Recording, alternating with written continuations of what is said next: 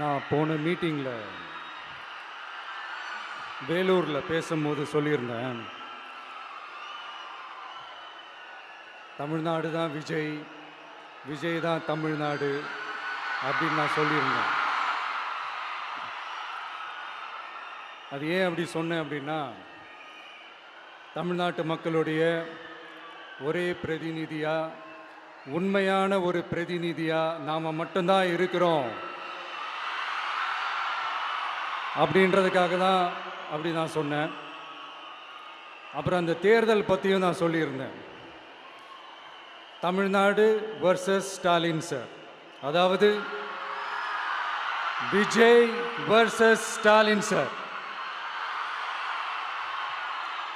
அதையும் நான் சொல்லியிருந்தேன். அப்புறம் இன்னொரு கேள்வியும் கேட்டிருந்தேன். இது தமிழ்நாடு சட்டசபைக்கான ஒரு தேர்தல், இதை ஏன் தமிழ்நாட்டுக்கும் டெல்லிக்குமான ஒரு எலெக்ஷன் சொல்கிறீங்க அப்படின்னு நான் கேட்டிருந்தேன். உடனே விஜய் பாஜகவுக்காக பேசுகிறாரு அப்படின்லாம் திருச்சி பேச ஆரம்பிச்சிட்டாங்க. அப்புறம் ரெகுலராக ஒன்று பண்ணுவாங்கல்ல, நம்மளுடைய சிறுபான்மை சகோதரர்களை பயமுறுத்தி பயமுறுத்தி ஒரு ஏமாத்து வேலை ஒன்று செய்வாங்கல்ல, அது இனிமேல் அவங்களால தொடர்ந்து செய்ய முடியாதுன்னு அவங்களுக்கு தெரிஞ்சு போச்சு. அதனால தான் நான் என்ன பேசினாலும் அதை திருச்சி பேசுறது, அந்த தில்லு முள்ளு வேலைகள்லாம் அவங்க செய்ய ஆரம்பிச்சிட்டாங்க. சென்னையில் டெல்லி டெல்லின்னு கூவுறதும், அடிக்கிற கொள்ளைக்கு ரைடு வந்துட்டா டெல்லிக்கு வெள்ளை கொடை பிடிக்கிறதும்,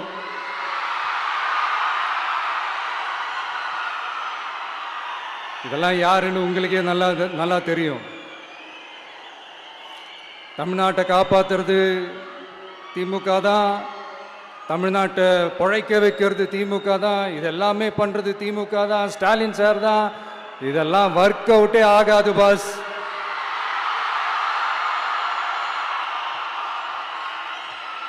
சின்ன பசங்களாம் சொல்ல ஆரம்பிச்சிட்டாங்க, ஓம் சக்தி பராசக்தி, திமுக ஒரு தீய சக்தி.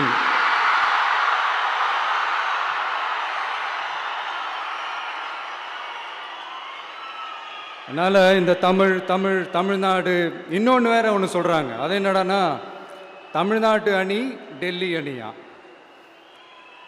கிரிக்கெட்ல கூட தமிழ்நாட்டு அணியை டெல்லி அணியால தொட்டு கூட பார்க்க முடியாது.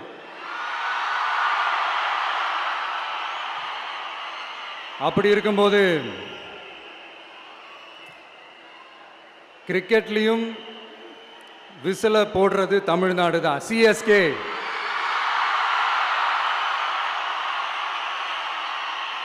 வரப்போற எலெக்ஷன்லையும் விசில போட போறது நம்ம டிவிக்கே தான். தமிழ்நாடு தான் டிவிக்கே, டிவிக்கே தான் தமிழ்நாடு. இந்த அணி அந்த அணி டெல்லி அணி இதெல்லாம் அனைத்தும் உடைஞ்சி நொறுங்கும், டிவிக்கே அடிச்சு நொறுக்கும்.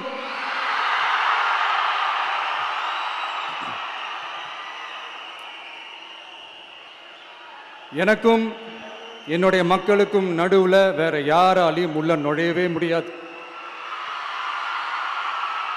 இது ஒரு அம்மா பையன் உறவு, அப்பா புள்ள உறவு, அண்ணன் தங்கச்சி உறவு, அண்ணன் தம்பி உறவு, அக்கா தம்பி உறவு. இது சும்மா ஒரு எலெக்ஷனுக்கு வந்த உறவு அப்படின்னு நினைச்சிடாதீங்க. இது இயற்கையாகவே அமைஞ்ச உறவு. இது எவ்வளோ டீப்பான உறவுன்றது நான் உணர்ந்திருக்கிறேன். அதே மாதிரி நம்ம தமிழ்நாடு மக்களும் இதை உணர்ந்து இருக்கிறாங்க. இன்னும் சிம்பிளா சொல்லணும்னா, மற்றவங்களுக்கு வேணா இது எலெக்ஷன், ஆனா எனக்கும் என்ன நேசிக்கிற மக்களுக்கும் இட் இஸ் an emotion.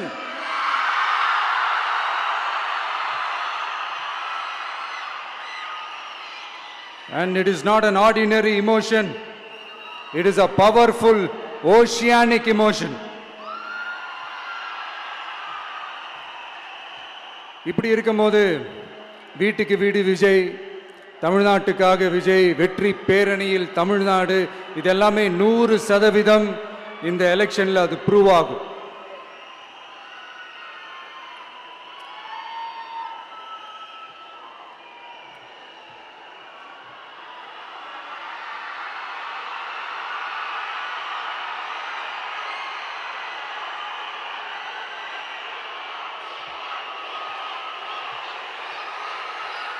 நீங்க எல்லாரும் எனக்கு இன்னொரு உறுதிமொழியை ஒன்று கொடுக்கணும்.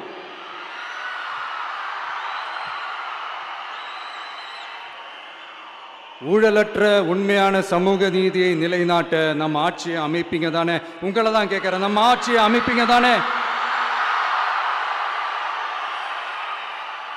இந்த விஜய்க்கு ஒரு வாய்ப்பு கொடுப்பீங்க தானே? உண்மையிலே கொடுப்பீங்க தானே? இந்த விஜய நம்புறீங்க தானே? ஒவ்வொரு வீட்லயும் விசில் சத்தம் கேட்கும் தானே? அந்த விசில் சத்தம் ஒவ்வொரு பூத்திலையும் புயலா ஒலிக்கும் தானே? Thank you thank you thank you.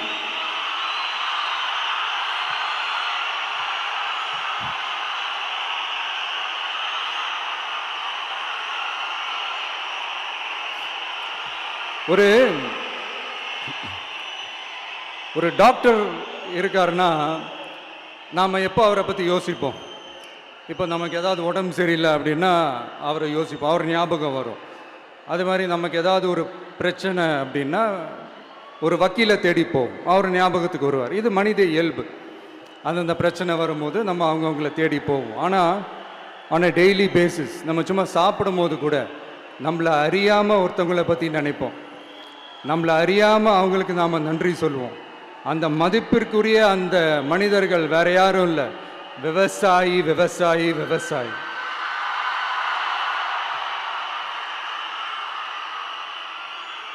அவங்க பார்க்கறதுக்கு வேணா சாதாரணமா இருப்பாங்க, ஆனா அவங்க சாதாரணமான மனிதர்கள்லாம் கிடையாது. இந்த உலகத்தையும் மனிதர்களையும் படைச்சது கடவுள்னு சொல்லுவாங்க, ஆனா அந்த கடவுளுக்கே படையல் போடுற உயர்ந்த மனிதர்கள் தான் நம்ம விவசாயிகள். இந்த பூமியில உயிர் இருக்குது, இந்த பூமியில பூ பூக்கும், காய் காய்க்கும், பூத்து குலுங்கும்னு இந்த பூமியை அழகா காட்டி இந்த பூமியை சாமி ஆக்கிறதுல இயற்கையோட சேர்ந்து நம்ம விவசாயிகளுக்கும் ஒரு முக்கிய பங்கு ஒன்று இருக்குது. அதனால நான் ஏதோ ஓவரா ஏதோ சொல்றேன்னு நினைக்காதீங்க. எனக்கு இந்த அடுத்த ஜென்மம் மறுபிறவியை பற்றியெல்லாம் எனக்கு தெரியாது. அது உண்மை அப்படின்னா அடுத்த ஜென்மத்தில் நான் ஒரு விவசாயி குடும்பத்தில் பிறக்கணும்னு ஆசைப்படுறேன்.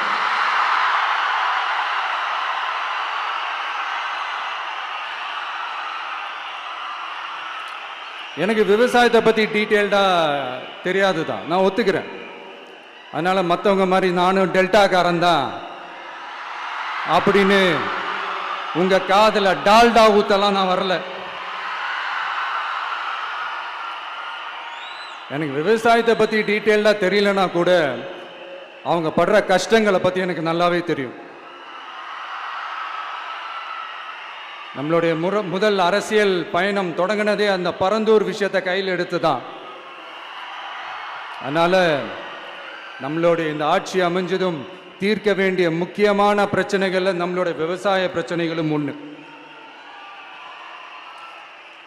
முதல்வர் அவர்களுக்கு இந்த மாதிரி நீங்கள் அது செஞ்சிட்டேன் இது செஞ்சிட்டேன் அப்படின்னு நிறையா பெருமையாக சொல்லிக்கிறீங்களே, ஒரு அடிப்படை ஒரு பிரச்சனையை பற்றி ஒன்று பேசுவோமா? கொஞ்ச நாளைக்கு முன்னாடி ஐநா சபை ஒரு ரிப்போர்ட் ஒன்று வெளியிட்டிருந்தாங்க. அது கூட தினத்தந்தி நியூஸில் கூட வந்துச்சு. உடனே கூகுள் பண்ணி எதுவும் தேடாதீங்க, உங்கள் ஏஜென்சி வச்சு எதுவும் சர்வே கிருவே எடுக்காதீங்க. எதுக்கு உங்களுக்கு சிரமம்? நானே என்னன்னு சொல்கிறேன்.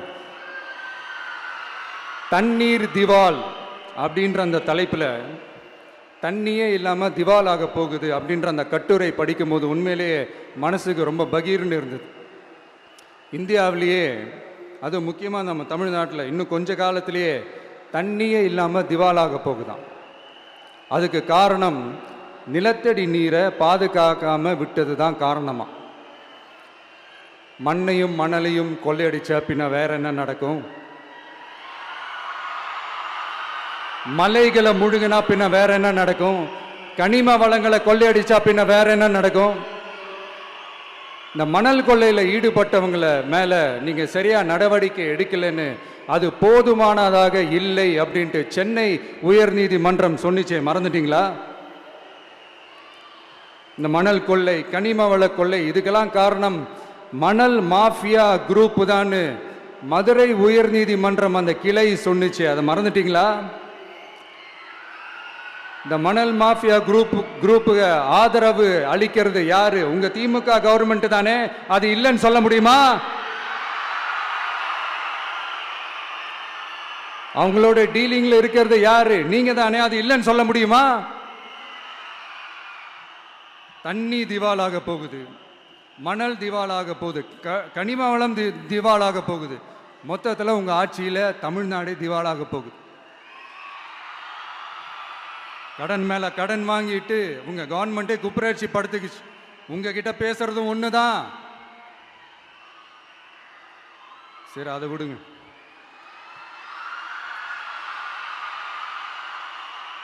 நம்ம விவசாயிகள் கஷ்டப்பட்டு விளைய வச்ச அந்த நெல்லெல்லாம் மழையில் நனைஞ்சி வீணா போச்சே. டெல்டாக்காரன்னு சொல்லிக்கிற நீங்க அதை எதாவது கவனிச்சிங்களா? அவங்களுடைய போராட்டம் எதுக்காவது கூட போய் நின்றுக்கிறீங்களா?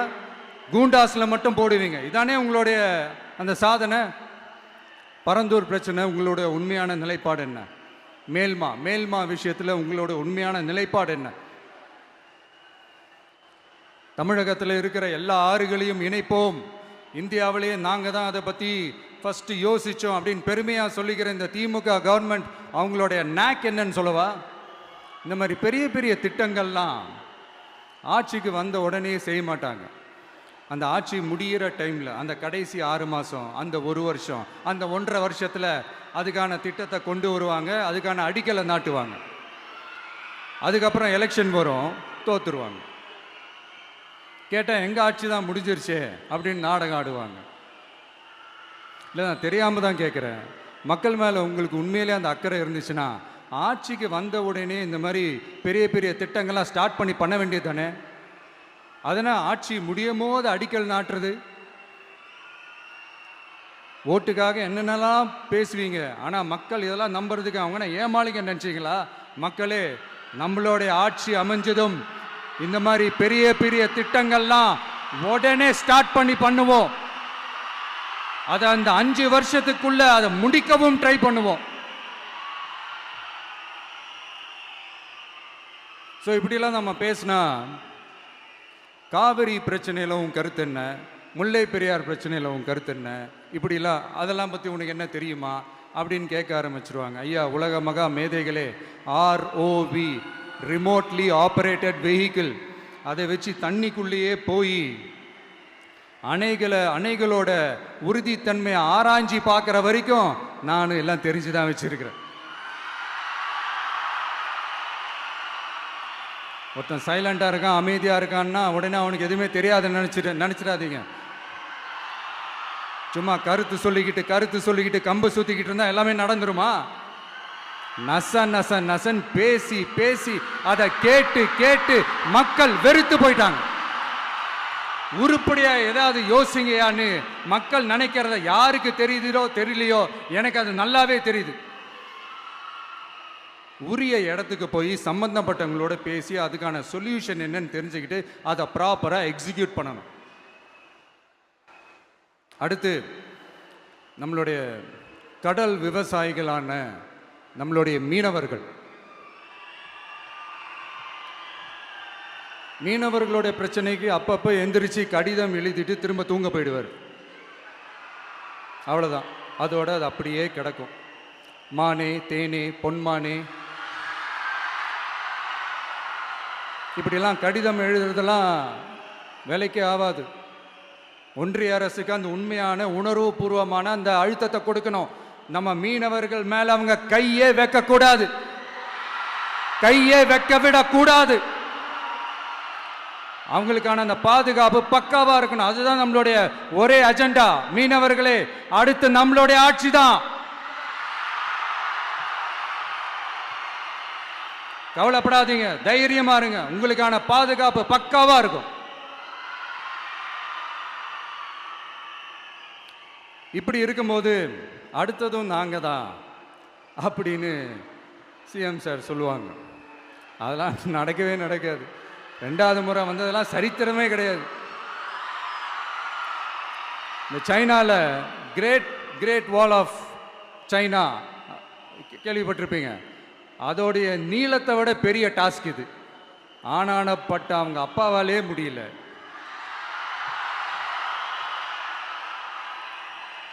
நான் முன்னாடியே சொன்ன மாதிரி உரிய இடத்துக்கு போய் சம்மந்தப்பட்டவங்களோட பேசி அதுக்கான சொல்யூஷன் என்னன்னு தெரிஞ்சுக்கிட்டா அதை எக்ஸிக்யூட் பண்ணுறது தான் ஒரு தெளிவான அரசியல். சும்மா ஆறுதல் சொல்கிறதெல்லாம் தெளிவான அரசியல்லாம் கிடையாது. அதெல்லாம் ஒரு ஹம்பக் அரசியல். அரசியலுக்கு வந்துட்டா கலெக்ஷன் பார்க்கலாம் அப்படின்றதெல்லாம் அரசியல் கிடையாது. உண்மையிலே மக்களுக்கான அந்த உழைப்பு இருக்கணும். அதனால தான் நாம் அரசியலுக்கு வந்திருக்கிறோம். இது எதிரிங்களுக்கு நல்லாவே தெரியும். அதனால தான் நம்மளை சுற்றி அத்தனை சதிகள். அதில் முக்கியமான சதி என்ன தெரியுமா? இதை பாரு, ஒன்று நீ இல்லைனா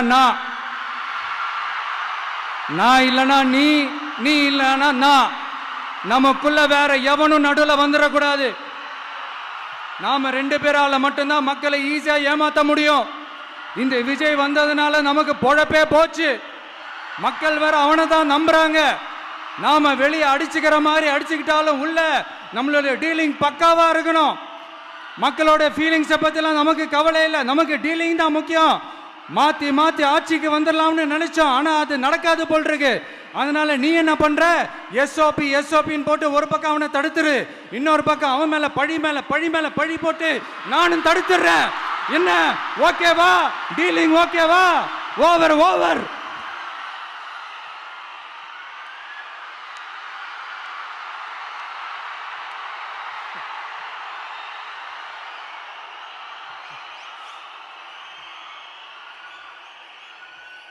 இல்லைங்க, உண்மையிலேயே சிரிக்கிறதா என்ன பண்ணுறதுன்னு எனக்கு தெரியல. உண்மையிலே இப்படி தான் இருக்கு அவங்க டீலிங்லாம்.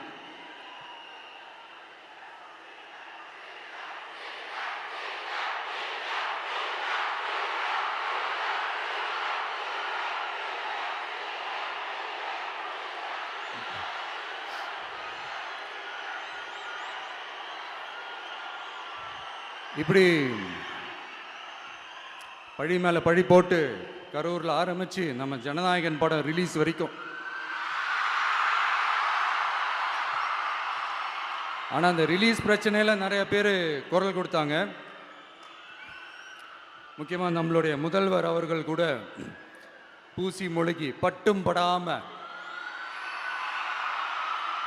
குரல் கொடுத்தாங்க. But what ever it is, குரல் கொடுத்த அவங்களுக்கும் மற்றவங்க எல்லாருக்கும் இந்த நேரத்தில் என்னுடைய நன்றியை தெரிவிச்சுக்கிறேன். இப்படி நம்ம வெளிப்படையாக பேசுறதுனால சிஎம் சாரோட மனநிலை இப்போ எப்படி இருக்கும் தெரியுமா?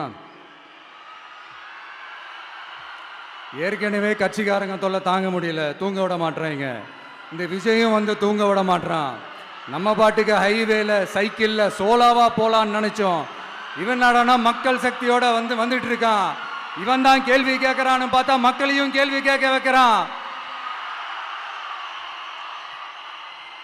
1000 ரூபாய் கொடுத்துட்டு இருந்தோம், 5000 ரூபாய் கொடுத்து ஏமாத்தலான்னு பார்த்தா அதையும் கேள்வி கேட்க வைக்கிறான். விசில் சத்தம் வேற விண்ண முட்டுது. கூட்டணி கட்சிகள் தொல்லை வேற தாங்க முடியல. இவன் பண்ற பிரச்சாரத்தையாத்த முடக்கலான்னு பார்த்தா அப்பவும் மக்கள் அவன் பின்னாடி தான் நிக்கிறாங்க. என்ன பண்றது ஏது பண்றதுன்னு தெரியாத ஒரு மனநிலையில இருப்பாரு. ஆனா சார், நீங்க இந்த விஜயம் முடக்கலாம். ஆனா ஒவ்வொரு வீட்டில் இருக்கிற ஒவ்வொரு விஜயையும் உங்களால முடக்கவே முடியாது.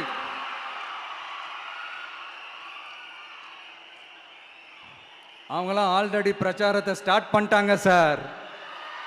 வீட்லயே குடும்பமா இறங்குவாங்க பாருங்க பிரச்சாரத்துக்கு. அப்ப உங்களால மட்டும் இல்ல, எந்த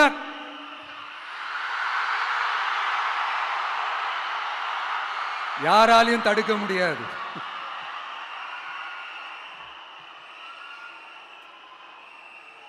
நம்ம டவுன் சவுத்தில் ஒரு ஊர்ல உங்க அப்பாவுக்கு வெங்கல சிலை வைக்கணும்னு ட்ரை பண்ணீங்கல்ல, அதுக்கு சுப்ரீம் கோர்ட் என்ன சொன்னாங்க? மக்களோட பணத்தில் யாருக்கு புகழ் பாட பார்க்குறீங்க அப்படின்னு கேட்டாங்கல்ல. அதுக்கு என்ன அர்த்தம் தெரியுமா? ஊராம் வீட்டு நெய்யில உங்க வீட்டுக்கு ஸ்வீட் செய்யாதீங்க. எப்படி ஊராம் வீட்டு நெய்யில உங்க வீட்டுக்கு ஸ்வீட் செய்யாதீங்கன்னு அர்த்தம். மக்களோட ஒரு அடிப்படை வாழ்வாதாரத்துக்கு ஏதாவது பிரச்சனைக்குன்னு கேட்டா நிதி சுமைன்னு சொல்றீங்க. செல வைக்கிறதுக்கு மட்டும் எங்கிருந்து சார் காசு வருது?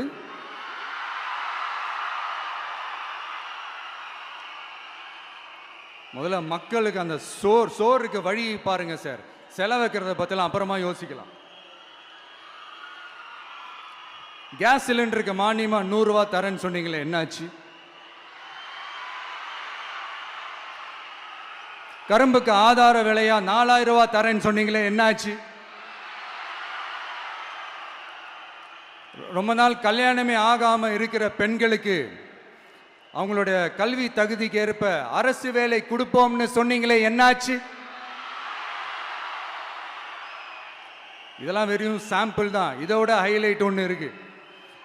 மாநில அரசால முடியவே முடியாதுன்னு தெரிஞ்சுக்கிட்டோம், நாங்க வந்தா நீட்டை ஒழிப்போம். ஆகா ஆகா ஆகா ஆகா, எவ்வளவு பெரிய ஒரு மோசடி இது!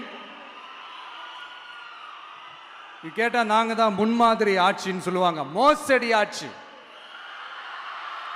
மோசமானவங்களே முக்கியமானவங்க கேள்விப்பட்டிருக்கிறீங்களா? அந்த மாதிரி மோசடி ஆட்சியிலேயே முக்கியமான ஆட்சி இந்த திமுக ஆட்சி. மக்களே, மக்களை நேசிக்கிற விஜய் வேணுமா? மக்கள் விரோத ஆட்சி நடத்துற ஸ்டாலின் சார் வேணுமா?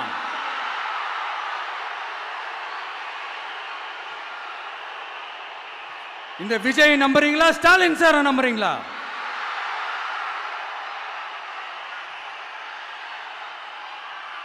இந்த சத்தத்துக்கு அர்த்தம் தெரியுமா சார்? ஸ்டாலின் தொடரட்டும் அப்படின்னு அர்த்தம் கிடையாது. தீய சக்தி திமுக ஆட்சி மறையட்டும், தூய சக்தி டிவிகே ஆட்சி வரட்டும். நானும் உதிக்கட்டும்னு சொல்லாம்னு நினைச்சேன், பார்த்தா அதை வேற திருச்சி பேச ஆரம்பிச்சிருவாங்க. திருநெல்வேலியில், நாங்குநேரியில் இப்போ ரீசெண்டா ஒரே லைன்ல சொல்லணும்னா, நம்ம நண்பர் ஒருத்தர் ட்வீட் போட்டிருந்தாரு, அதையே சொல்றேன். ஸ்டாலின் தொடரட்டும், சட்டம் ஒழுங்கு சந்தி சிரிக்கட்டும். இதுதான் அந்த பிரச்சனைக்கு ஒரே லைன்.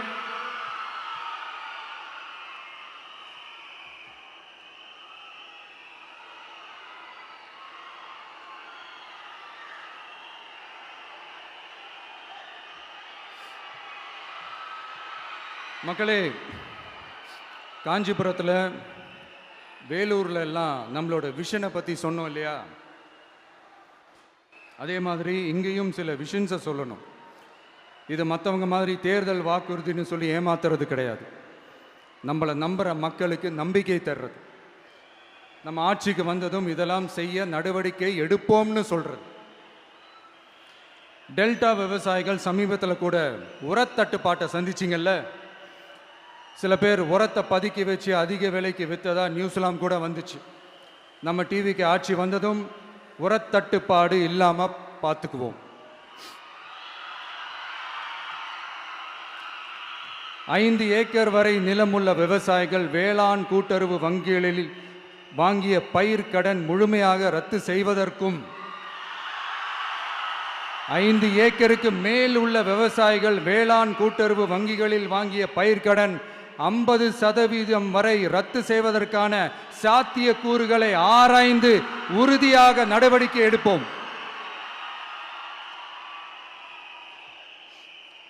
திமுக மாதிரி எல்லாருக்கும்னு சொல்லிட்டு அதுல தகுதி ஃபிக்ஸ் பண்ணி பாகுபாடு காட்டி ஏமாற்ற மாட்டோம். எல்லாத்தையும் வெளிப்படையாக சொல்லுவோம்.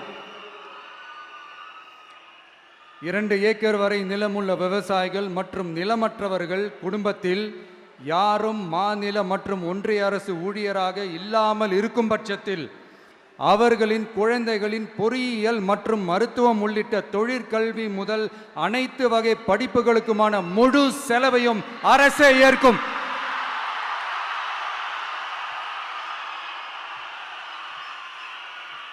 விவசாயிகளின் விருப்பத்திற்கு எதிராக எந்த திட்டமாக இருந்தாலும், ஒன்றிய அரசின் நெருக்கடியே இருந்தாலும், அந்த திட்டத்தை உங்களுடைய டிவிகே ஆட்சி முழுமையாக நிராகரிக்கும்.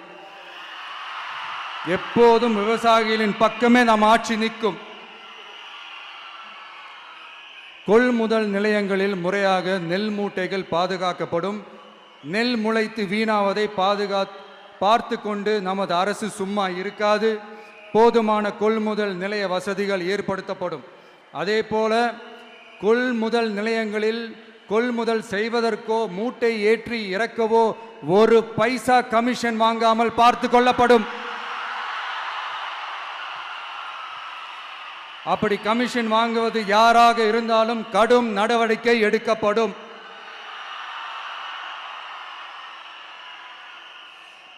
ஐநூறு ரேஷன் கார்டுகளுக்கு ஒரு ரேஷன் கடை என்ற வரையறை நிர்ணயிக்கப்படும். கிராமங்களிலும் எடையாளர் நியமிக்கப்படுவார். பெண் விற்பனையாளருக்கு பெண் எடையாளர், ஆண் விற்பனையாளருக்கு ஆண் எடையாளர் என்பது பின்பற்றப்படும்.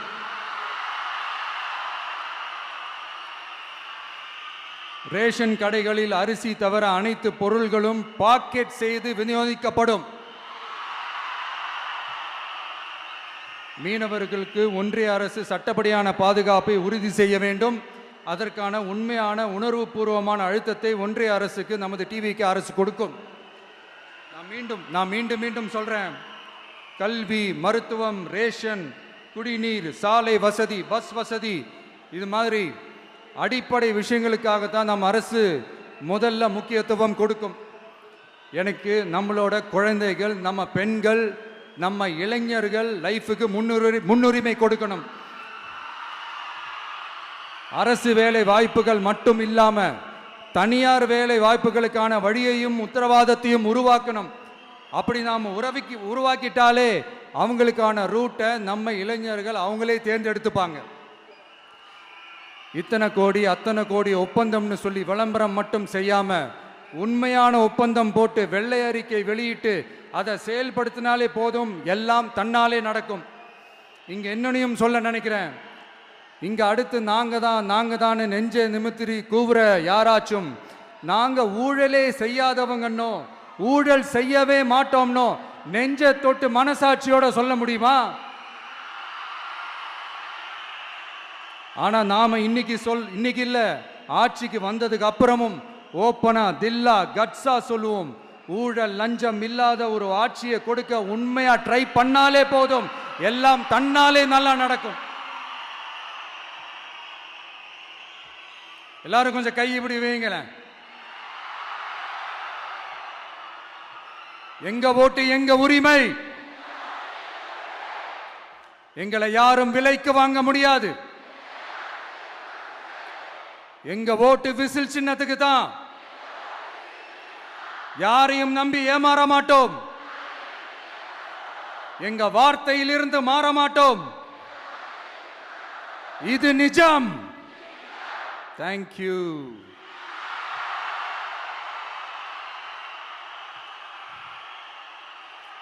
என் நெஞ்சில் குடியிருக்கும் தஞ்சை மக்களே,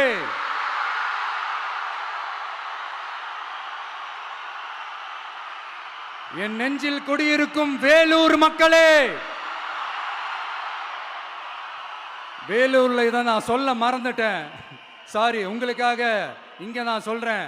உங்களோட நான் இருக்கேன், நம்மளோட நம்ம மக்கள் இருக்கிறாங்க. இதுக்கு மேல என்ன வேணும்? கான்பிடென்ட்டா இருங்க, நல்லதே நடக்கும், வெற்றி நிச்சயம். மீண்டும் சந்திக்கும் வரை நன்றி, வணக்கம்.